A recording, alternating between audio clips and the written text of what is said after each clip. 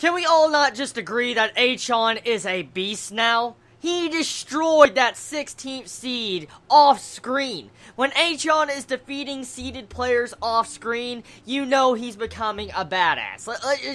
Let's say that, okay? I mean, he managed to beat this person in under like a minute or two from the entire span of this episode, which was amazing.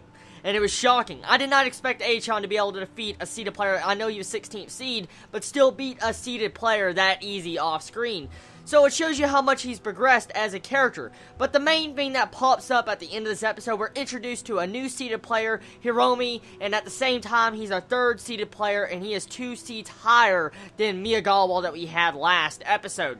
So, we can clearly see the next fight that Achan is going to have to go up against is going to be downright freaking hard, and it's probably going to be hell, and it'll probably be an entirely different level of psychological warfare on the battlefield, since Achan now is probably going to have to use different tactics to take down Hiromi in the next episode. What exactly is going to happen? As we can clearly see, Hiromi has not been studying Achan's character at all. He hasn't been studying his tennis, he hasn't been paying attention to his matches, he didn't even know Achan until Achan introduced himself as his next opponent. So right now, we can clearly see Hiromi does not know exactly the stint and power that Achan has going up against him, but he must know that he must be amazing, but at the very least, he must think that Achan's amazing to be able to beat Miyagawa, a 5th seeded player, in the 3rd round. So I'm expecting something very amazing to happen next week, and I love this episode overall. We have more progression with his character.